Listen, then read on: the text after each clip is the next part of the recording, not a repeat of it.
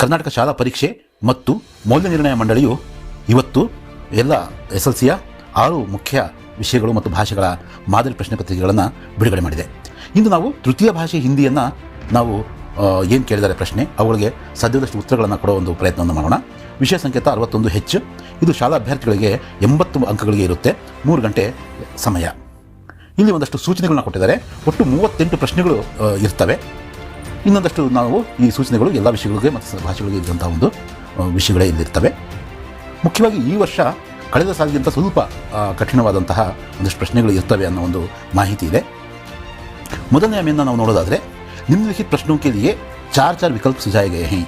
उनमें सर्वाधिक उचित विकल्प चुनकर उसके क्रमाक्षर सहित पूर्ण रूप से लिखिए. ನಾವೇನು ಮಾಡಬೇಕು, ಇಲ್ಲಿ ವ್ಯಾಕರಣಕ್ಕೆ ಸಂಬಂಧಪಟ್ಟಂತಹ ಒಂದು 8 ಪ್ರಶ್ನೆಗಳನ್ನ ಕೇಳಿದ್ದಾರೆ. 8 ಅಂಕಗಳಿಗೋಸ್ಕರ ನಾವು ಇದರಲ್ಲಿ ಸರಿಯಾದ ಉತ್ತರವನ್ನು ಆಯ್ಕೆ ಮಾಡಿ ಬರೀಬೇಕು. ಉತ್ತರ ಪತ್ರಿಕೆಯಲ್ಲಿ ನಾವೇನು ಮಾಡಬೇಕು, ಇಡೀ ಈ ಒಂದು ಕ್ರಮಾಕ್ಷರ ABCD ಅಂತಕ್ಕಂಥದ್ದು ಏನಿದೆ ಅದನ್ನು ಬರೆದು ಮತ್ತು ಉತ್ತರವನ್ನು ಕೂಡ ಬರೀಬೇಕು. ಉದಾಹರಣೆಗೆ ಪಾಸ್ ಅನ್ನೋ ಒಂದು ಇದರ ವಿಲೋಮ ಶಬ್ದ ಹೈ ಅಂತ ಕೇಳಿದರೆ, ಪಾಸ್ ಅಂದರೆ ದೂರ್. ಇಷ್ಟನ್ನು ಕೂಡ ನಾವೇನು ಮಾಡಬೇಕು, ನಾವು ಉತ್ತರ ಪತ್ರಿಕೆಯಲ್ಲಿ ಬರೀಬೇಕು. 1ನೇ ಪ್ರಶ್ನೆಗೆ ಇದು ಉತ್ತರ ಅಂತ ನಾವು ಬರೀಬೇಕು. ಡಿ ದೂರ್, ಪಾಸ್ ಅದರ ಆಪೋಸಿಟ್ ವರ್ಡ್ ದೂರ್.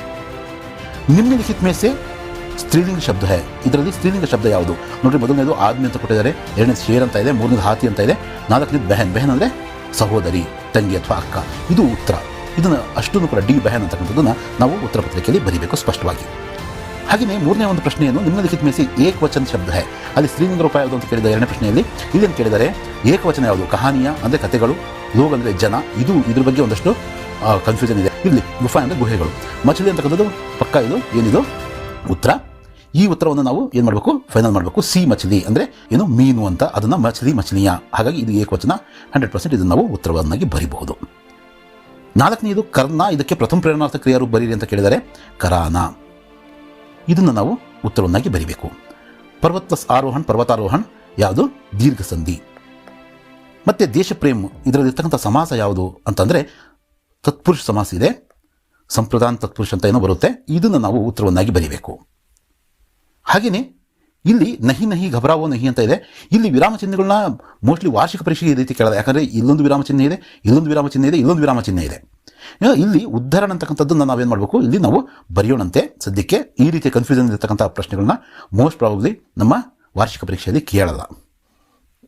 ಇನ್ನು 8ನೇ ಪ್ರಶ್ನೆ, ಇದು ಕಾ ಕಿ ಕೆ ಇದಕ್ಕೆ ಸಂಬಂಧಪಟ್ಟಂತಹ ಈ ಸಂಬಂಧಕಾರಕಗಳಿಗೆ ಸಂಬಂಧಪಟ್ಟಂತಹ ಪ್ರಶ್ನೆ. ಇದು ಆಜ್ ಕಾ ಯುಗ್ ಇಂಟರ್ನೆಟ್ ಯುಗ್ ಹೈ ಅಂತ. ಇದು ಬಿ ಕಾ, ಇದು ರೈಟ್ ಆನ್ಸರ್. ನಾವು ಮುಂದುವರೆದ್ರೆ 2ನೇ ಮೇನಲ್ಲಿ ಏನು ಕೇಳಿದರೆ, निम्नलिखित प्रथम 2 शब्दों के सूचित संबंधों के अनुरूप तीसरे शब्दों से संबंधित शब्द लिखिए. ಅಂದರೆ ಇದು 4 ಅಂಕಗಳಿಗೋಸ್ಕರ 4 ಪ್ರಶ್ನೆಗಳು ಇರ್ತವೆ. ಜೈನುಲಾಬ್ದೀನ್ ಆಶಿಯಮ್ಮ ಇವರು ದಂಪತಿಗಳು. ಜಲಾಲುದ್ದೀನ್ ಮತ್ತು ಅವರ ಧರ್ಮಪತ್ನಿಯ ಹೆಸರು ಜೋಹರಾ ಅಂತಕ್ಕಂಥದ್ದನ್ನು ನಾವು ಇಲ್ಲಿ ಬರೆದು ಇದಕ್ಕೆ ಆನ್ಸರ್ ಮಾಡಬೇಕಾಗುತ್ತೆ.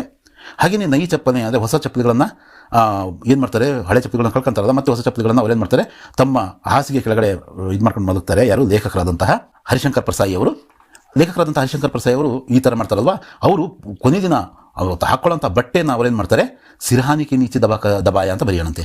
ಸಿರಹಾನಿಕೆ ನೀಚೆ ದಬಾಯ ಹೀಗೆ ಬರೆಯೋಣಂತೆ ಅದನ್ನು. ಇದಕ್ಕೆ ಅದು ಉತ್ತರ. ಸರ್ ಎಂ ವಿಶ್ವೇಶ್ವರಯ್ಯ ಏನಾಗಿದ್ರು, ಇವರು ಮಹಾನ್ ಅಭಿ ಅಂತಂದರೆ ಇಂಜಿನಿಯರ್ ಆಗಿದ್ದರು. ಸರ್ CV ರಾಮನ್ ಏನಾಗಿದ್ರು, ಇವರು ವೈಜ್ಞಾನಿಕ ಅಂತ ಬರಿಬೋದು. ಇಲ್ಲ ನಾವೇನು ಬರಿಬೋದು, ಮಹಾನ್ ವೈಜ್ಞಾನಿಕ ಅಂತ ಬರಿಬೋದು. ಇಲ್ಲಾಂದರೆ ಭೌತಿಕ ಶಾಸ್ತ್ರಿ ಅಂತ ಬರಿಬೋದು. ನಾವು ಭೌತಿಕ ಶಾಸ್ತ್ರಿ ಅಂತಕ್ಕಂಥದ್ದನ್ನು ನಾವು ಬರಿಬಹುದು. ಬಲಭದ್ರ ಬಲರಾಮ್ ಇದು ಈಸಿ ಇದೆ. ಕಾನ್ಹಾ ಸೂರ್ಯಶಾಮಿಯಿಂದ ಕೇಳಿರ್ತಕ್ಕಂಥದ್ದು. ಕಾನ್ಹಾ ಕೃಷ್ಣ. ಇವನ್ನು ನಾವು ಹೀಗೆ ಈ ಒಂದು ಅನುರೂಪತೆಯ ಪ್ರಶ್ನೆಗಳಿಗೆ ನಾವು ಉತ್ತರಿಸಿದ್ವಿ. ಈಗ ನೆಕ್ಸ್ಟ್ 1 ಅಂಕದ ಇದನ್ನು ಏನು ಮಾಡಬೇಕು, ಆನ್ಸರನ್ನು ಬರೀಬೇಕು. ಪಂಡಿತ್ ರಾಜ್ಕಿಶೋರ್ ಕ್ಯಾ ಕಾಮ್ ಕರ್ತೆ ಥೆ, ಇವರು ಮಜ್ದೂರೋಂ ಕೆ ನೇತಾ ಥೆ. ಅದನ್ನು ಬರೀಬೇಕು. ಮಜ್ದೂರೋಂ K, Pandit Rajkishore ಮಜ್ದೂರೋಂ K ನೇತಾ the. ಇನ್ನೊಂದು ಆ ಉತ್ತರ ಪತ್ರಿಕೆಯಲ್ಲಿ ನಾವೇನು ಮಾಡೋಣಂತೆ, ವಿಶೇಷವಾಗಿ ಮಜ್ದೂರೋಂ ಕೆ ನೇತಾ ಉತ್ತರಿಸೋಣಂತೆ. ಅಲ್ಲಿ ಸಂಪೂರ್ಣ ವಾಕ್ಯದಲ್ಲಿ ಉತ್ತರಿಸ್ತಕ್ಕಂಥ ಒಂದು ಪ್ರಯತ್ನವನ್ನು ಮಾಡೋಣ. ಲೇಖಕ ಪರ್ಸಾಯಿ ಜಿ ದೂಸರೆ ದರ್ಜೆ ಮೇ ಕ್ಯೂ ಸಫರ್ ಕರ್ನಾ ಚಾಹತೆ ಥೆ ಅಂದರೆ 150 ರೂಪಾಯಿ ಬಚಾನೆ ಕೆ ಲಿಯೆ ಅಂತಕ್ಕಂಥದ್ದು ಉತ್ತರ ಬರುತ್ತೆ. ಅದನ್ನು ಇಲ್ಲಿ ಕ್ಯೂ ತೆಗೆದು ಇಲ್ಲಿ ಏನು ಮಾಡ್ಬೋದು, 150 ರೂಪಾಯಿ 100 रुपये बचाने के लिए सफ़र करना चाहते थे. बचाने के लिए ಈ ಥರ ನಾವು ಬರೆದು ಮಾಡ್ಬೋದು. ಹಾಗೆಯೇ ಸಮಯ ಹೋನೆ ಸೆ ಪಚ್ತಾವ ಹೋತಾ ಹೈ. ಇಲ್ಲಿ ನಾವೇನು ಬರೀಬೇಕು, ಪಚ್ತಾವ ಅಂತ ಬರೀಬಹುದು. हंस का गुण दूध में मिले पानी को छोड़कर सिर्फ दूध को ग्रहण करना होता है. ಈ ಇಷ್ಟನ್ನು ನಾವು ಈ 16ನೇ ಪ್ರಶ್ನೆಗೆ ಉತ್ತರವನ್ನಾಗಿ ಬರೀಬೇಕಾಗುತ್ತೆ. ಹಾಗೆಯೇ ನಿಮ್ನಲಿಖಿತ ಪ್ರಶ್ನೆಗೆ ಉತ್ತರ 2-3 ವಾಕ್ಯ ಬರೀರಿ ಅಂತ ಕೇಳಿದರೆ, ಅಂದರೆ 2-3 ವಾಕ್ಯದಲ್ಲಿ ಬರೀರಿ ಅಂತ ಕೇಳಿದರೆ ಒಟ್ಟು 8 ಪ್ರಶ್ನೆಗಳಿರ್ತವೆ. 16 ಅಂಕಗಳಿಗೆ ಈ ಪ್ರಶ್ನೆಗಳು. ಬಸಂತ್ ಕಿ ಇಮಾನ್ದಾರಿ, ಬಸಂತ್ ಕಿ ಸಚ್ಚಾಯಿಯಿಂದ ಈ ಪಾಠವನ್ನು ಕೇಳಿದರೆ ಆತನ ಒಂದು ಪ್ರಾಮಾಣಿಕತೆಯ ಪರಿಚಯವನ್ನು ಕೊಡಿ ಅಂತ ಕೇಳಿದರೆ ಅದಕ್ಕೆ ಉತ್ತರವನ್ನು ಬರೆಯೋಣಂತೆ. ನೆಕ್ಸ್ಟ್ ವಿಡಿಯೋದಲ್ಲಿ ಅದನ್ನು ನಾವು ಸಂಪೂರ್ಣವಾಗಿ ಚರ್ಚೆ ಮಾಡೋಣ. 18ನೇ ಪ್ರಶ್ನೆ ಏನಿದೆ, ಅಬ್ದುಲ್ ಕಲಾಂ ಕಾ ಬಚ್ಪನ್ ಕೈಸೆ ಬೀತಾ, ಅವರ ಬಾಲ್ಯ ಅಂತಕ್ಕಂಥದ್ದು ತುಂಬ ನಿಶ್ಚಿಂತೆಯಿಂದ, ತುಂಬ ಸರಳತೆಯಿಂದ ಅದು ಕಳೀತಲ್ವ, ಅದನ್ನು ನಾವು ಸಾದ್ಗಿ ಅವರು ನಿಶ್ಚಿಂತತಾ ಸೆ ಬೀತಾ ಅಂತ ಅದನ್ನು ನಾವು ಬರೀಬೇಕು. ಗಾಜರ್ ಕಿ ಬಾರೆ ಮೇ ಪ್ರೇಮಚಂದ್ ಕಿ ವಿಚಾರ ಕ್ಯಾ ಹೈ, ಅಂದರೆ ಈ ಕ್ಯಾರೆಟ್ನ ಬಗ್ಗೆ ನಮ್ಮ ಲೇಖಕರಾದಂತಹ ಪ್ರೇಮಚಂದ್ ಅವರ ಅನಿಸಿಕೆಗಳು, ಅಭಿಪ್ರಾಯಗಳು ಏನು ಅಂತಕ್ಕಂಥದ್ದನ್ನು ನಾವೇನು ಮಾಡಬೇಕು, ಇಲ್ಲಿ ಬರೀಬೇಕು, ಅವರ ವಿಚಾರಗಳನ್ನು ಬರೀಬೇಕು. 20ನೇ ಪ್ರಶ್ನೆ ಏನಿದೆ, ದೋಸ್ತೋಂ ಕಿ ಮುಲಾಕಾತ್ ಕಿನ್ ಕಿನ್ ಜಾನುವಾರೋಂ ಸೆ ಹುಯಿ, ಇದು ಸಿಂಫಾ ಆದಿವಾಸಿಗಳ ಬಗ್ಗೆ ದುನಿಯಾ ಕಾ ಪೆಹ್ಲಾ ಮಕಾನ್ನಲ್ಲಿ ಬರ್ತಕ್ಕಂಥ ಈ ಇಬ್ಬರು ಗೆಳೆಯರೇನಿದ್ದಾರೆ ಅವರು ಯಾರ್ಯಾರನ್ನ ಭೇಟಿ ಮಾಡ್ತಾರೆ, ಅಂದರೆ ಹಾವನ್ನು ಭೇಟಿ ಮಾಡ್ತಾರೆ, ಮತ್ತು ಆನೆಯನ್ನು ಭೇಟಿ ಮಾಡ್ತಾರೆ, ಹಾಗೆಯೇ ಒಂದು ಕೋಣ ಸತ್ಬಿದ್ದಿದ್ದಾಗ ಅದು ಮುಂದೆ ಇರ್ತಕ್ಕಂಥ ಎಮ್ಮೆಯನ್ನು ಅವರು ಹೋಗಿ ಕಾಣ್ತಾರೆ, ಕೊನೆಗೆ ಮೀನನ್ನು ಕೂಡ ಅವರು ಹೋಗಿ ಕಾಣ್ತಾರೆ. ಇಷ್ಟನ್ನು ನಾವೇನು ಮಾಡಬೇಕು, ಬರೀಬೇಕು. 2 ಅಂಕೆ ಒಂದು ಪ್ರಶ್ನೆ. ಬಿಫೋರ್ ಲಾಸ್ಟ್ ಇಯರ್ ಈ ದುನಿಯಾ ಮೇ ಪೆಹ್ಲಾ ಮಕಾನ್ ಈ ಪಾಠದಿಂದ ಪ್ರಶ್ನೆಗಳನ್ನ ಕೇಳಿರಲಿಲ್ಲ, ಅದು ಪ್ರಶ್ನೆಗೆ ಆ ಸಿಲೆಬಸ್ಸಲ್ಲಿ ಇರಲಿಲ್ಲ. ಸಮಯಕ್ಕೆ ಸದುಪಯೋಗ ಕೈಸೆ ಕರ್ನಾ ಚಾಹಿಯೆ, ಅಂದರೆ ಇದು ಏನೇ ಪ್ರಶ್ನೆ ಕೇಳಿದರೂ ಕೂಡ ಈ ಒಂದು ಉತ್ತರವನ್ನೇ ಕೊಡಬೇಕು ನಾವು. ಸಮಯಕ್ಕೆ ಪೆಹಚಾನ್ ಒಂದು ಪದ್ಯದಿಂದ ಸಮಯದ ಸದುಪಯೋಗವನ್ನು ಹೇಗೆ ಮಾಡಬೇಕು ಅಂತಕ್ಕಂಥದ್ದು ತುಂಬ ಈಸಿಯಾಗಿರ್ತಕ್ಕಂಥ ಒಂದು ಪ್ರಶ್ನೆ. ಇದನ್ನು ನಾವು ಉತ್ತರಿಸೋಣಂತೆ. ಬಾಲಕೃಷ್ಣ ಮಾತಾ ಯಶೋದಾಕ್ಕೆ ಪ್ರತಿ ಕ್ಯೂ ನಾರಾಜ, ಬಾಲಕೃಷ್ಣ ಆ ಮಗು ಇದ್ದಾಗ ಕೃಷ್ಣ ಯಶೋದೆ ಬಗ್ಗೆ ನೀನು ಯಾವಾಗಲೂ ನನಗೆ ಹೊಡಿತೀಯ, ಅಣ್ಣನ ನೀನು ಏನು ಅನ್ನೋದೇ ಇಲ್ಲ, ಬಲರಾಮನ ಮತ್ತು ಅವನ ಗೆಳೆಯರು ನನ್ನ ಎಷ್ಟು ಛೇಡಿಸ್ತಾರೆ ಅಂತ ಬಂದು ಬೇಜಾರಾಗ್ತಾನಲ್ವ, ಆಗ ತಾಯಿ ಬಗ್ಗೆ ಸ್ವಲ್ಪ ಸಿಟ್ಟಾಗ್ತಾನಲ್ಲ, ಮುನಿಸ್ಕೊಳ್ತಾನಲ್ವಾ, ಅದನ್ನು ನಾವು ಇಲ್ಲಿ ಬರಿಬೇಕು. ಶನಿಗ್ರಹಕ ವಾಯುಮಂಡಲ ಕಿನ್ ಗ್ಯಾಸೋಂ ಸೆ ಬನಾ ಹುವಾ ಹೈ, ಅದು ಪ್ರಶ್ನೆ. ಯಾವ ಪ್ರಶ್ನೆ? ಎಮೋನಿಯಾ, ಮೀಥೇನ್ ಮತ್ತು ಇನ್ನಿತರ ಗ್ಯಾಸ್ಗಳಿಂದ ಆಗಿದೆ ಅಲ್ವಾ, ಆ ಗ್ಯಾಸ್ಗಳ ಹೆಸರನ್ನು ಬರೀಬೇಕು. ತುಂಬ ಈಸಿ ಆದಂಥ ಪ್ರಶ್ನೆ. ಹಾಗೆಯೇ ಸೌರಮಂಡಲ ಶನಿಗ್ರಹಕ ಸ್ಥಾನ ಕ್ಯಾ ಹೈ, ಸೌರಮಂಡಲದಲ್ಲಿ ಶನಿಗ್ರಹದ ಒಂದು ಉಪಸ್ಥಿತಿಯ ಅದರ ಪ್ಲೇಸ್ ಏನು, ಅದರ ಸ್ಥಾನ ಏನು ಅಂತ ಕೇಳಿದರೆ ಅದನ್ನು ಕೂಡ ನಾವಿಲ್ಲಿ ಬರೀಬೇಕು. ಹಾಗೆಯೇ ನಾಗರಿಕ ಕರ್ತವ್ಯ ಇದರಿಂದ ಪರ್ಯಾವರಣಕ್ಕೆ ಪ್ರತಿ ಸಲ್ಮಾಕ್ಕೆ ಕ್ಯಾ ವಿಚಾರ ಅಂತ ಕೇಳಿದರೆ ಇನ್ನೊಂದು ಪಾಠ ಯಾವುದಿದೆ, ಸತ್ಯಕ್ಕೆ ಮಹಿಮಾ, ಈ ನಾನಿಟ್ಯದಿಂದ ಕೇಳಿರ್ತಕ್ಕಂಥದ್ದು 23 ಮತ್ತು 24ನೇ ಪ್ರಶ್ನೆ. ಝೂಟ್ ಬೋಧನೆ ವಾಲೋಂಕಿ ಹಾಲತ್ ಕೈಸಿ ಹೋತಿ, ಅಂದರೆ ಸುಳ್ಳು ಹೇಳಿ ಬಚಾವಾದವರ ಒಂದು ಪರಿಸ್ಥಿತಿ, ಅಂದರೆ ನಾವು ಸುಳ್ಳು ಹೇಳಿರ್ತೀವಿ, ಅದನ್ನು ಯಾರಾದರೂ ಹಿಡ್ಕೊಂಡ್ರೆ ಅದನ್ನು ಆಗ ನಮ್ಮ ಪರಿಸ್ಥಿತಿ ಏನು, ಇದರ ಬಗ್ಗೆ ನಾವು ಉತ್ತರಿಸ್ತಕ್ಕಂಥ ಒಂದು ಕೆಲಸವನ್ನು ಮಾಡಬೇಕು. ಇವೆರಡು ಪಾಠದಿಂದ ಒಂದೊಂದು ಪ್ರಶ್ನೆಯನ್ನು, ಮತ್ತು ಶನಿ ಸಬ್ಸೆ ಸುಂದರ ಗ್ರಹ ಇದರಿಂದ ಒಂದು ಪ್ರಶ್ನೆಯನ್ನು, 2 ಪ್ರಶ್ನೆಯನ್ನು ಕೇಳ್ತಾರೆ, ನಾವು ಯಾವುದನ್ನು ಒಂದನ್ನು ನಾವು ಬರಿಬೇಕಾಗುತ್ತೆ. ಹಾಗೆಯೇ 3 ಅಂಕದ ಪ್ರಶ್ನೆಗಳು, ಇದು ಭಾಳ ಮುಖ್ಯ. ನೀವು ಮಾರ್ಕ್ಸ್ನ ಜಾಸ್ತಿ ಗೇನ್ ಮಾಡ್ತಕ್ಕಂಥವ್ರಿಗೆ ಇದು ಭಾಳ ಮುಖ್ಯ, ಯಾಕಂದರೆ 27 ಅಂಕ ಇಲ್ಲಿ ನಮಗೆ ಗಳಿಸೋದಕ್ಕೆ ಸಿಗ್ತವೆ. 5ನೇ ಮೇನ್ ಇದು. ನಿಮ್ನಲಿಖಿತ ಪ್ರಶ್ನೆಗೆ ಉತ್ತರ 3-4 ವಾಕ್ಯ में लिखिए, 3-4 ವಾಕ್ಯದಲ್ಲಿ ನಾವೇನು ಮಾಡಬೇಕು, ಉತ್ತರಿಸಬೇಕು. ಮೊದಲನೇ ಪ್ರಶ್ನೆ ಗಿಲ್ಲು ಪಾಠದಿಂದ ಕೇಳಿದರೆ 25ನೇ ಪ್ರಶ್ನೆ, ಗಿಲ್ಲುಕ್ಕೆ ಪ್ರತಿ ಮಹಾದೇವಿ ವರ್ಮಾಜಿ ಕಿ ಮಮತಾ ಕಾ ವರ್ಣನ್ ಕೀಜಿಯೇ, ಗಿಲ್ಲುವಿನ ಬಗ್ಗೆ ತಾಯಿ ಥರ ಒಂದು ಮಮತೆಯನ್ನು ಹೊಂದಿರ್ತಾರೆ ಲೇಖಕಿಯಾದಂತಹ ಮಹಾದೇವಿ ವರ್ಮಾ ಅವರು, ಆ ಮಮತೆಯ ವರ್ಣನೆಯನ್ನು ನಾವು ಮಾಡಬೇಕು. ತುಂಬ ಇಂಪಾರ್ಟೆಂಟ್ ಅಂತ ಪ್ರಶ್ನೆ ಇದು, ನಾಳೆ ಎಕ್ಸಾಮ್ಗೂ ಕೂಡ ಕೇಳಬಹುದು. ಇದನ್ನು ನಾವು ಕಲಿಬೇಕು. ಧೀರಜ್ ಸಕ್ಸೇನಾನೇ ರೋಬೋಟ್ ರಖನೆ ಕಾ ನಿರ್ಣಯ ಕ್ಯೂ ಲಿಯಾ, ಧೀರಜ್ ಸಕ್ಸೇನಾ ಏನು ಮಾಡ್ತಾನೆ, ತಮ್ಮ ಈ ಕೆಲಸ ಮಾಡ್ತಕ್ಕಂಥ ನೌಕರ ಬಸ್ಸಿಂದ ಬಿದ್ದು ಗಾಯಗೊಂಡು ಆಸ್ಪತ್ರೆ ಸೇರಿದಾಗ ಆತ ಏನು ಮಾಡ್ತಾನೆ, ತಮ್ಮ ಎಲ್ಲ ಕೆಲಸಗಳನ್ನ, ಮನೆ ಕೆಲಸಗಳನ್ನ, ಮೊಮ್ಮಕ್ಕಳ ಹೋಮ್ವರ್ಕ್ನ, ತಮ್ಮ ವ್ಯವಹಾರದ ಬಗ್ಗೆ ಬರೀತಕ್ಕಂಥ ಎಲ್ಲವನ್ನೂ ಕೂಡ ಮಾಡೋದಕ್ಕೆ ಒಂದು ಬುದ್ಧಿವಂತ ರೋಬೋಟ್ ಬೇಕು ಅಂತ ಬಯಸ್ತಾರೆ ಯಾರು, ಧೀರಜ್ ಸಕ್ಸೇನಾ ಅವರು. ಅದರ ನಿರ್ಣಯ ಯಾಕೆ ತಗೊಂಡ್ರು ಅಂತಕ್ಕಂಥದ್ದನ್ನು ನಾವಿಲ್ಲಿ ಬರೀಬೇಕು. 27ನೇ ಪ್ರಶ್ನೆ ಏನಿದೆ, ದಕ್ಷಿಣ ಶಿಖರ್ ಪರ್ ಬಚೇಂದ್ರ ಕಿ ಅನುಭವಂ ಕಾ ವರ್ಣನ್ ಅಥವಾ ವಿವರಣೆ ದೀಜಿಯೇ, ಬಚೇಂದ್ರ ಪಾಲ್ ಅವರು ತಮ್ಮ ದಕ್ಷಿಣ ಶಿಖರದ ಮೇಲೆ ಹತ್ತಬೇಕಾದ್ರೆ ಅವ್ರಿಗಾದಂಥ ಅನುಭವಗಳನ್ನು ನಾವೇನು ಮಾಡಬೇಕು, ಅದನ್ನು ವಿವರಿಸೋಣಂತೆ. ಕರ್ನಾಟಕ ರಾಜ್ಯಕ್ಕೆ ಶಿಲ್ಪಕಲಾ ವರ್ಣನ್ ಕೀಜಿಯೇ, ಕರ್ನಾಟಕದ ರಾಜ್ಯದಲ್ಲಿರ್ತಕ್ಕಂಥ ಶಿಲ್ಪಕಲೆ, ಬೇಲೂರು, ಸೋಮನಾಥಪುರ, ಹಳೇಬೀಡು, ಇಲ್ಲಿರ್ತಕ್ಕಂಥ ದೇವಸ್ಥಾನಗಳಲ್ಲಿರ್ತಕ್ಕಂತಹ ಒಂದು ಶಿಲ್ಪಕಲೆ ಏನಿದೆ ಅದು ಜೀವಂತ ಶಿಲೆಗಳೇನೋ, ಅವು ಆ ಮೂರ್ತಿಗಳು ಜೀವಂತ ಇದ್ದಾವೆ ಅಂತ ನಮ್ಗೆ ಅನಿಸುತ್ತಲ್ವ, ಅದರ ಬಗ್ಗೆ ನಾವು ವರ್ಣನೆ ಮಾಡಬೇಕಾಗುತ್ತೆ. ಬಾಲಶಕ್ತಿ ಕಿ ಟೋಲಿನೇ ಗಾಂವ್ ಕೋ ಆದರ್ಶ ಗಾಂವ್ ಕೈಸೆ ಬನಾಯ, ಈ ಬಾಲಶಕ್ತಿ ಏನು ಕೊನೆಯ ಪಾಠ ಏನಿದೆಯೋ ನಿಮಗೆ, ಅದರಲ್ಲಿ ಈ ರಾಮು, ಮನೋಜು, ಮೋಹನ್ನು, ಶ್ಯಾಮು ಮತ್ತು ಇನ್ನೊಂದಷ್ಟು ಜನ ಹುಡುಗರು, ಸಂಜಯ್, ಇವರೆಲ್ಲ ಸೇರ್ಕೊಂಡು ಏನು ಮಾಡ್ತಾರೆ, ಆ ಒಂದು ಊರನ್ನು, ಆ ಹಳ್ಳಿಯನ್ನು ಒಂದು ಮಾದರಿ ಹಳ್ಳಿಯನ್ನಾಗಿ ಅವರು ಏನು ಮಾಡ್ತಾರೆ, ಒಂದು ಮಾಡೆಲ್ ವಿಲೇಜ್ ಆಗಿ ಅದನ್ನು ಕ್ಲೀನಾಗಿರ್ತಾರೆ, ಮತ್ತು ಒಂದಷ್ಟು ಸಸಿಗಳನ್ನ ನೆಡ್ತಾರೆ. ಅದನ್ನು ಹೇಗೆ ಅವರು ಆ ಥರ ಒಂದು ಗುಂಪನ್ನು, ಟೋಲಿ ಅಂದರೆ ಒಂದು ತಂಡವನ್ನು ಕಟ್ಕೊಂಡು ಹೇಗೆ ಅದನ್ನು ಆದರ್ಶ ಗ್ರಾಮವನ್ನಾಗಿ ತಿದ್ದುತ್ತಾರೆ, ಅದನ್ನು ನಾವು ಇಲ್ಲಿ ಬರೀಬೇಕಾಗುತ್ತೆ. ಮಾತೃಭೂಮಿಕಿ ಪ್ರಾಕೃತಿಕ ಸೂಕ್ಷ್ಮಕ ವರ್ಣನ್ ಕೀಜಿ ಅಂತ ಕೇಳಿದರೆ ಮೊದಲನೇ ಪದ್ಯ, ಮಾತೃಭೂಮಿಯ ಪ್ರಾಕೃತಿಕ ಸೌಂದರ್ಯದ ಬಗ್ಗೆ ನಾವೇನು ಮಾಡಬೇಕು, ಬರೀಬೇಕು. 2ನೇ ಪ್ಯಾರಾಗ್ರಾಫಲ್ಲಿ ಇರ್ತಕ್ಕಂತಹ ಅಷ್ಟನ್ನು ಕೂಡ ನಾವು ಇಲ್ಲಿ ಬರೆದು ವಿವರಿಸಬೇಕು. 3 ಅಂಕದ ಪ್ರಶ್ನೆ ಇದು, ತುಂಬ ಇಂಪಾರ್ಟೆಂಟ್ ಆದಂತಹ ಪ್ರಶ್ನೆ. ದಿನಕರ್ ಜಿ ಆಧುನಿಕ ಮಾನವಕಿ ಭೌತಿಕ ಸಾಧನಕ ವರ್ಣನ್ ಕೈಸೆ ಕರ್ತೆ ಹೈ, ಅಭಿನವ್ ಮನುಷ್ಯನಲ್ಲಿ ದಿನಕರ್ ಅವರು, ಕವಿಯಾದಂತಹ ರಾಮಧಾರಿ ಸಿಂಹ ದಿನಕರ್ ಜಿ ಅವರು ಏನು ಮಾಡಿದ್ದಾರೆ, ಆಧುನಿಕ ಮನುಷ್ಯನ ಈ ಭೌತಿಕ ಸಾಧನೆಗಳನ್ನು ವರ್ಣನೆ ಮಾಡಿದ್ದಾರೆ. ನೋಡ್ರಿ, ಅವನು ನೋಡ್ಬಿಟ್ಟು ಅಣು ಬಾಂಬ್ಗಳು ಕೂಡ ನಡುತ್ತವೆ ಅವನ ಕೈಗಳನ್ನು ನೋಡ್ಬಿಟ್ಟು, ಯಾರ ಕೈಗಳು, ಮನುಷ್ಯನ ಕೈಗಳು ನೋಡ್ಬಿಟ್ಟು, ಅವನು ಪ್ರಕೃತಿ ಮೇಲೆ ಸಂಪೂರ್ಣವಾಗಿ ಹಿಡಿತ ಸಾಧಿಸೋದಕ್ಕೆ ಪ್ರಯತ್ನ ಪಟ್ಟಿದ್ದಾನೆ ಅಂತೇಳ್ಬಿಟ್ಟು ಆತನ ಭೌತಿಕ ಒಂದು ಸಾಧನೆಗಳನ್ನು ವರ್ಣಿಸಿದ್ದಾರೆ, ಅದನ್ನು ನಾವಿಲ್ಲಿ ಬರೀಬೇಕು. ಮತ್ತು 32ನೇ ಪ್ರಶ್ನೆ ಯಥಾವತ್ತಾಗಿ ತುಳಸಿಕೆ ದೋಹೆಯಿಂದ ಬಂದಿದೆ. ಆ ಭಾವಾರ್ಥ, ಈ ಒಂದು ಇದನ್ನು ಮೋಸ್ಟ್ಲಿ ಎಕ್ಸಾಮಿಗೆ ಕೇಳಲ್ಲ, ಯಾಕಂದರೆ ಒಂದಷ್ಟು ಡೌಟ್ಗಳು ಇಲ್ಲಿದ್ದಾವೆ. ಯಾಕಂದರೆ ನಿಮ್ಮ ಪಾಠದಲ್ಲಿ ಭಾವಾರ್ಥ ಕೊಟ್ಟಿರೋದ್ರಲ್ಲೇ ತಪ್ಪು ಕೊಟ್ಟಿರೋದ್ರಿಂದ ಇದನ್ನು ಬಹುಶಃ ನಾಳಿನ ಎಕ್ಸಾಮ್ಗೆ ಕೇಳಲಿಕ್ಕಿಲ್ಲ. ಮತ್ತು ಹೋದ ವರ್ಷ ಕೇಳಿರ್ತಕ್ಕಂಥದ್ದನ್ನು ಕೇಳಲಿಕ್ಕಿಲ್ಲ. ಅದನ್ನು ಬಿಟ್ಟು ಏನು ಮುಖ್ಯವಾದಂತಹ ಪ್ರಶ್ನೆ ಉಳಿತಕ್ಕಂಥದ್ದು ಯಾವುದು, ಒಂದು ಮುಖ್ಯ ಮುಕ್ಸೋಂಚಾಹಿ, ಅದನ್ನು ನಾವು ನಿರೀಕ್ಷೆ ಮಾಡ್ಬೋದು. ಈ ಪದ್ಯ ಏನಿದೆ, ತುಳಸಿ ಸಾತಿ ವಿಪತ್ತಿಗೆ ವಿಪತ್ತಿನಲ್ಲಿ ನಮ್ಮ ಜೊತೆ ಕೊಡ್ತಕ್ಕಂಥ ಯಾವ್ಯಾವು ವಿದ್ಯೆ, ವಿನಯ, ವಿವೇಕ, ನಮ್ಮಲ್ಲಿರ್ತಕ್ಕಂಥ ಸಾಹಸದ ಗುಣ, ನಾವು ಮಾಡಿರ್ತಕ್ಕಂಥ ಒಳ್ಳೆಯ ಕೆಲಸ, ಮತ್ತು ನಾವು ಆಡಿರ್ತಕ್ಕಂಥ ಸತ್ಯವಾದ ನುಡಿಗಳು, ಮತ್ತು ಒಬ್ಬ ರಾಮನಲ್ಲಿ, ಒಬ್ಬ ಭಗವಂತನಲ್ಲಿ ನಮ್ಮಲ್ಲಿರ್ತಕ್ಕಂಥ ಒಂದು ಇವು 7 ಗುಣಗಳು ನಮಗೆ ನಮ್ಮ ಕಷ್ಟದ ಸಂದರ್ಭಕ್ಕೆ ನಮಗೆ ಸಹಾಯ ಮಾಡ್ತಕ್ಕವೆ ಅಂತಕ್ಕಂಥ ಒಂದು ಭಾವಾರ್ಥವನ್ನು ನಾವು ಏನು ಮಾಡಬೇಕು, ಬರಿಬೇಕಾಗುತ್ತೆ. ಆದರೆ ದುರದೃಷ್ಟವಶಾತ್ತು ನಮ್ಮ ಒಂದು ಪಠ್ಯಪುಸ್ತಕದಲ್ಲಿ ಇದನ್ನು ತಪ್ಪಾಗಿ ಹೇಳಿರೋದ್ರಿಂದ, ವಿವರಣೆ ಸ್ವಲ್ಪ ಅಲ್ಲಿ ಎಡವಟ್ಟಾಗಿರೋದ್ರಿಂದ ನಾವೇನು ಮಾಡೋಣ, ಇದನ್ನು ನಾಳಿನ ವಾರ್ಷಿಕ ಪರೀಕ್ಷೆಗೆ ಕೇಳಲ್ಲ ಅಂತ ನಾವು ಅಂದ್ಕೋಬಹುದು. ಹಾಗೆಯೇ 33ನೇ ಪ್ರಶ್ನೆ, ಕನ್ನಡದಲ್ಲಿ ಅನುವಾದ ಮಾಡಬೇಕಾದಂಥದ್ದು, ಅದು ಕನ್ನಡ ಅಥವಾ ಇಂಗ್ಲೀಷ್ ಮೀಡಿಯಮ್, ನಿಮ್ಗೆ ಯಾವುದು ಈಸಿ ಆದರೆ ಅದು ನೀವು ಒಟ್ಟು ಇದನ್ನೇನು ಮಾಡಬೇಕು, ಅನುವಾದ ಮಾಡಬೇಕು. ಗಿಲ್ಲುವಿಂದ ಕೇಳಿದ ನೋಡಿ ಈ ಒಂದು ಪಾಠದ ಒಂದು ಭಾಗದಿಂದ, ಗಿಲ್ಹರಿಯೋಂ ಕಿ ಜೀವನ್ ಕಿ ಅವಧಿ 2 ವರ್ಷ ಸೆ ಅಧಿಕ್ ನಹಿ ಹೋತಿ, ಅಂದರೆ ಈ ಅಳಿಲುಗಳ ಜೀವನದ ಅವಧಿ 2 ವರ್ಷಕ್ಕಿಂತ ಹೆಚ್ಚು ಇರಲ್ಲ. ಅಥ ಗಿಲ್ಲು ಕಿ ಜೀವನ್ ಯಾತ್ರಾ ಕಾ ಅಂತ್ ಆಹಿ ಗಯಾ, ಹಾಗಾಗಿ ಗಿಲ್ಲುವಿನ ಕೊನೆಯ ಜೀವನ ಯಾತ್ರೆಯ ಕೊನೆ ಬಂದೇ ಬಿಡ್ತು. ದಿನ್ ಭರ್ ಉಸ್ನೆ ನಾ ಕುಚ್ ಖಾಯ ನಾ ವಹ್ ಬಾಹರ್ ಗಯಾ, ಇಡೀ ದಿನ ಅದು ಏನು ತಿನ್ನಲೂ ಇಲ್ಲ, ಹೊರಗಡೆನೂ ಕೂಡ ಹೋಗಲಿಲ್ಲ ಅಂತಕ್ಕಂಥದ್ದನ್ನು ನಾವು ಬರಿಬೇಕು.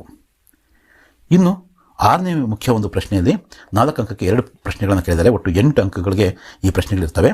ಇಂಟರ್ನೆಟ್ ಕ್ರಾಂತಿಯಿಂದ ಒಂದು ಪ್ರಶ್ನೆ ಕೇಳಿದರೆ, 2 ಪ್ರಶ್ನೆಗಳಿದೆ, ಅದರಲ್ಲಿ ಯಾವುದನ್ನು ಒಂದನ್ನು ನಾವು ಬರೀಬೇಕು. ಇಂಟರ್ನೆಟ್ ಸಚ್ಮುಚ್ ಏಕ್ ವರದಾನ ಹೈ ಕೈಸೆ, ಇಂಟರ್ನೆಟ್ ಒಂದು ನಮಗೆ ವರ ಇದ್ದ ಹಾಗೆ, ಹೇಗೆ ಅಂತಕ್ಕಂಥದ್ದನ್ನು ನಾವು ಬರೀಬೇಕು. ಅಭಿಶಾಪ್ ಕೇಳಲ್ಲ, ನೆಗೆಟಿವ್ ಕ್ವಶನ್ಸ್ನ ಮೋಸ್ಟ್ ಪ್ರಾಬಬ್ಲಿ ಕೇಳಲ್ಲ. ಸೋಷಿಯಲ್ ನೆಟ್ವರ್ಕಿಂಗ್ ಕಾ ಪರಿಚಯ ದೀಜಿಯೇ, ಸೋಷಿಯಲ್ ನೆಟ್ವರ್ಕಿಂಗ್ ಬಗ್ಗೆ ನಿಮಗೆ ಏನು ಗೊತ್ತಿದೆ ಅದನ್ನು ಬರೀರಿ. ಏನು ಆರ್ಕುಟು, ಟ್ವಿಟ್ಟರು, ಫೇಸ್ಬುಕ್ಕು, ವಾಟ್ಸಪ್ಪು, ಯೂಟ್ಯೂಬ್ ಏನಿದೆಯೋ ಇವುಗಳ ಬಗ್ಗೆ ನಿಮಗೆ ಎಷ್ಟು ಗೊತ್ತಿದೆ ಅಷ್ಟನ್ನು ಬರೀರಿ ಅಂತ ಇಲ್ಲಿ ಕೇಳಿದ್ದಾರೆ. ಮತ್ತು 35ನೇ ಪ್ರಶ್ನೆ, ನಿಮಗೆಲ್ಲರಿಗೂ ಕೂಡ ಗೊತ್ತಿರ್ತಕ್ಕಂಥ ಪ್ರಶ್ನೆ, ಈ ಒಂದು ಕೋಶಿಶ್ ಕರ್ನೆ ವಾಲೋಂ ಕಿ ಕಭಿ ಹಾರ್ ನಹಿ ಹೋತಿ ಕೊನೆಯ ಒಂದು ಭಾಗದಲ್ಲಿರ್ತಕ್ಕಂತಹ 4 ಒಂದು ಸಾಲುಗಳನ್ನು ನಾವೇನು ಮಾಡಬೇಕು, ಅಸಫಲತಾ ಏಕ್ ಚುನೌತಿ ಹೇ, ಇಸೆ ಸ್ವೀಕಾರ ಕರೋ, ಕ್ಯಾ ಕಮಿ ರಹ ಗಯಿ ದೇಖೋ ಅವ್ರು ಸುಧಾರ್ ಕರೋ ಅಂತಕ್ಕಂಥ ಅದೇನಿದೆಯೋ ಆ ಒಂದು ಪದ್ಯವನ್ನು ನಾವಿಲ್ಲಿ ಬರೀಬೇಕು. ಸಾಧ್ಯ ಆದರೆ ಕವಿ ಹೆಸರು ಕೂಡ ನೀವು ಬರೀರಿ. ಇನ್ನು ನೆಕ್ಸ್ಟ್ ಏನು ಕೊಟ್ಟಿದ್ದಾರೆ, ಪ್ಯಾಸೇಜು 4 ಅಂಕಕ್ಕೆ ಇರ್ತಕ್ಕಂಥ ಇನ್ನೊಂದು ಪ್ರಶ್ನೆ ಇದೆ. ಇದನ್ನು ನಾವೇನು ಗಮನವಿಟ್ಟು ಇದನ್ನು ಓದ್ಬಿಟ್ಟು ಇಲ್ಲಿರ್ತಕ್ಕಂಥ ಪ್ರಶ್ನೆಗಳಿಗೆ ನಾವೇನು ಉತ್ತರ ಕೊಡಬೇಕು.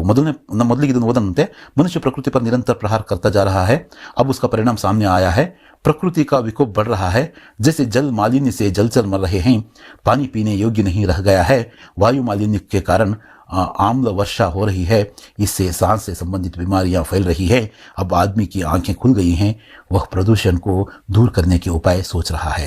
ನಾವು ನಮ್ಮ ಕೈಯಾಲ ಈ ಪ್ರಕೃತಿಗೆ ಏನು ಮಾಡಿದ್ದೀವಿ, ನಿರಂತರ ಇದರಲ್ಲಿ ಮಾಡಬಾರ್ದಂಥ ಕೆಲಸಗಳು, ಅತ್ಯಾಚಾರವನ್ನು ನಾವು ಮಾಡಿದ್ದೀವಿ. ಅದರ ಪರಿಣಾಮಗಳು ನಮಗೀಗ ಗೋಚರಿಸ್ತಾ ಇದ್ದಾವೆ.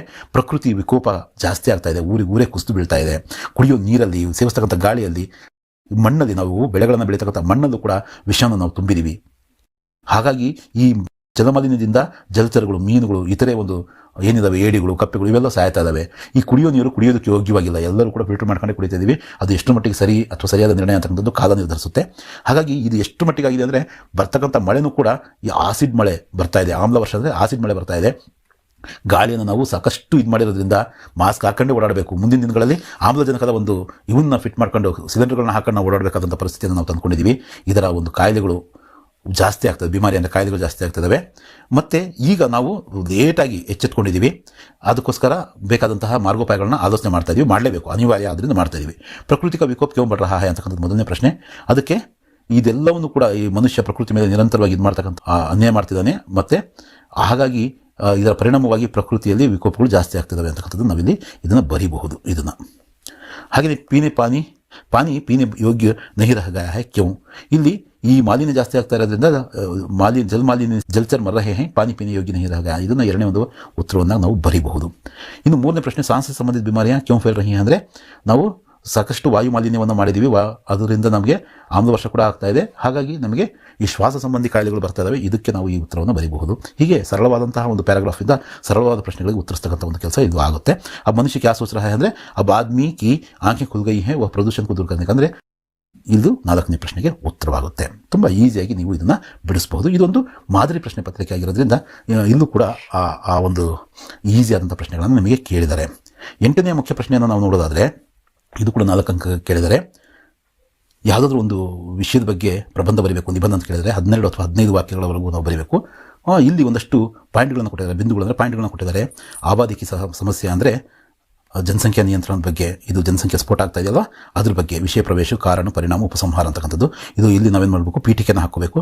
ಇಲ್ಲಿ ಅದಕ್ಕೆ ಜನಸಂಖ್ಯಾ ಸ್ಫೋಟಕ್ಕೆ ಇರ್ತಕ್ಕಂಥ ಕಾರಣಗಳು ಬರೀಬೇಕು, ಅದರಿಂದ ಆದಂಥ ಪರಿಣಾಮಗಳ ಬಗ್ಗೆ ನಾವು ಮಾತಾಡಬಹುದು, ಮತ್ತು ಇದಕ್ಕೆ ಬೇಕಾದಂತಹ ನಾವು ಮಾರ್ಗೋಪಾಯಗಳು ಮತ್ತು ಇಡೀ ಸಾರವನ್ನು ನಾವಿಲ್ಲಿ ಉಪಸಂಹಾರದಲ್ಲಿ ಬರೀಬಹುದು. ಹಾಗೆಯೇ ವನ ಮಹೋತ್ಸವದ ಬಗ್ಗೆ ಕೇಳಿದರೆ, ವನ ಮಹೋತ್ಸವದ ನಿಬಂಧ ನಮ್ಮ ಟೆಕ್ಸ್ಟ್ ಬುಕ್ಕಲ್ಲಿ ಇದೆ. ಇದು ಕೂಡ ವಿಷಯ ಪ್ರವೇಶದ ಪೀಠಿಕೆ. ಉಪಸಂಹಾರ ಅಂದರೆ ಕೊನೆಗೆ ಸಾರಾಂಶ, ಮತ್ತು ಅದನ್ನು ಬರೀಬೋದು.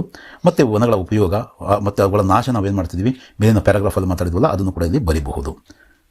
ಇನ್ನೊಂದು, ಕರ್ನಾಟಕ ಸಂಪದದಿಂದ ನಾವು ಈ ಒಂದು ಪ್ರಶ್ನೆಯನ್ನು ನಿರೀಕ್ಷಣೆ ಮಾಡಿದ್ವಿ. ಮೋಸ್ಟ್ಲಿ ನಾಳೆ ಇಂಟರ್ನೆಟ್ಟಿಂದ ಕೇಳಿದೆ, ಯಾಕಂದರೆ ಲಾಸ್ಟ್ ಇಯರ್ ಕೂಡ ಇಂಟರ್ನೆಟ್ ಕೇಳಿದರು. ಈ ವರ್ಷ ನಾವು ಸಮಯಕ್ಕೆ ಸದುಪಯೋಗ ಅದರಿಂದ ಕೇಳ್ಬೋದು, ಇಲ್ಲಾಂದರೆ ಕರ್ನಾಟಕ ಸಂಪದದಿಂದ ಕೇಳಬಹುದು. ಅದರ ಪರಿಚಯವನ್ನು ಮಾಡಿಕೊಡ್ಬೇಕು, ಕರ್ನಾಟಕದ ಪರಿಚಯ, ಮತ್ತು ಇಲ್ಲಿ ಪ್ರಕೃತಿಯ ವಿಶೇಷಗಳ ಬಗ್ಗೆ ನಾವು ಮಾತಾಡಬೇಕು. ಅದೇ ಇನ್ನು ಪಶ್ಚಿಮ ಘಟ್ಟಗಳೇನಿದಾವೋ, ಇಲ್ಲಿಯ ನದಿಗಳೇನಿದಾವೋ, ಇಲ್ಲಿಯ ಪ್ರಾಕೃತಿಕ ಒಂದು ಸುಷ್ಮಾ ಅಂತ ಹೇಳಿದಾರಲ್ಲ ಅದ್ರ ಬಗ್ಗೆ ನಾವು ಬರೀಬೇಕು. ಮತ್ತು ಕಲೆ ಸಾಹಿತ್ಯ ಏನು, ಇಲ್ಲಿಯ ಸಾಹಿತಿಗಳು ಜ್ಞಾನಪೀಠ ಪ್ರಶಸ್ತಿಯನ್ನು ಪಡೆದಿರ್ತಕ್ಕಂಥದ್ದು, ಮತ್ತು ನಮ್ಮ ಬಸವಣ್ಣವರು, ಸರ್ವಜ್ಞರು, ರನ್ನ, ಪಂಪ, ಪೊನ್ನ ಇವರೆಲ್ಲರ ಬಗ್ಗೆಯೂ ಕೂಡ ಬರೀಬೋದು. ಕಲೆಯ ಬಗ್ಗೆ ಮಾತು ಬಂದಾಗ ಬೇಲೂರು, ಹಳೇಬೀಡು, ಸೋಮನಾಥಪುರ, ಇನ್ನಿತರ ಈ ಗೊಮ್ಮಟೇಶ್ವರದ ಮೂರ್ತಿ ಇವೆಲ್ಲದರ ಬಗ್ಗೆ ಕೂಡ ನಾವೇನು ಮಾಡ್ಬೋದು, ಇಲ್ಲಿ ವಿವರಣೆಯನ್ನು ಕೊಡಬಹುದು. ಮತ್ತು ಇದೆಲ್ಲದರ ಸಾರವನ್ನು ಉಪಸಂಹಾರದಲ್ಲಿ ನಾವು ಕೊಡಬಹುದು. ಮತ್ತು ಕೊನೆಯಲ್ಲಿ 5 ಅಂಕೆಯ ಒಂದೇ ಒಂದು ಪ್ರಶ್ನೆ ಇದೆ. ಅದ್ಯಾವುದು 9ನೇ ಮೇನು 38ನೇ ಪ್ರಶ್ನೆ. ಅವಕಾಶಕ್ಕೆ ಇಲ್ಲಿಯೇ ಪ್ರಧಾನಚಾರಕ್ಕೆ ನಾಮಪತ್ರ. ಅದು ಅವಕಾಶದಲ್ಲಿ ನೀವು ಚುಟ್ಟಿ ಪತ್ರನೇ, ನೀವೇನು ಕನ್ಫ್ಯೂಸ್ ಮಾಡ್ಕೋಬೇಡ್ರಿ. ನೀವು ನಾನು 2 ದಿನ ಅಂತಾದರೂ ಬರೀರಿ, 3 ದಿನ ಅಂತಾದರೂ ಬರೀರಿ, ಇಲ್ಲೇನು ಕೇಳಿಲ್ಲ. ನೀವು ನನಗೆ ಈ ರೀತಿಯ ಒಂದು ಕೆಲಸ ಬಿದ್ದಿದೆ ಅಥವಾ ಏನಾದರೂ ಕಾರಣವನ್ನು ಕೊಟ್ಟು ನಿಮ್ಮ ಹೆಡ್ ಮಾಸ್ಟರ್ಗೆ ಹೆಸರಲ್ಲಿ ಒಂದೇನು ಮಾಡಬೇಕು, ನೀವು ಚುಟ್ಟಿ ಪತ್ರ ಬರೀಬೇಕು, ಲೀವ್ ಲೆಟರ್ನ ಬರೀಬೇಕು. ಮತ್ತು ಇದನ್ನೆಲ್ಲವನ್ನು ಕೂಡ ವಿಶೇಷವಾಗಿ ಪ್ರತಿ ಪ್ರಶ್ನೆಗೂ ಕೂಡ ಉತ್ತರಿಸ್ತಕ್ಕಂತಹ, ಹಾಗೆ ಇದೇ ಬಗೆಯ ಇನ್ನೊಂದಷ್ಟು ಪ್ರಶ್ನೆಗಳಿಗೆ ನಾವು ಏನು ಮಾಡೋಣ, ಮಾಡೆಲ್ ಪೇಪರ್ಗಳನ್ನು ಮಾಡಿ ಅದ್ರ ಬಗ್ಗೆ ಚರ್ಚೆ ಮಾಡ್ತಕ್ಕಂಥ ಒಂದು ಕೆಲಸವನ್ನು ಮಾಡೋಣ. ಮತ್ತೆ